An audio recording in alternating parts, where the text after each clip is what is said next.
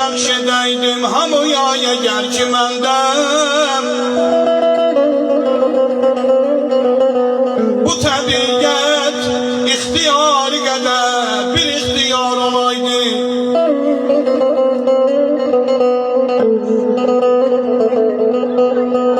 Bir cihaz tapaydı alim, oxuyaydı qəlbi elmin fitnəli riyali qəlblər tamam aşikar olaydı.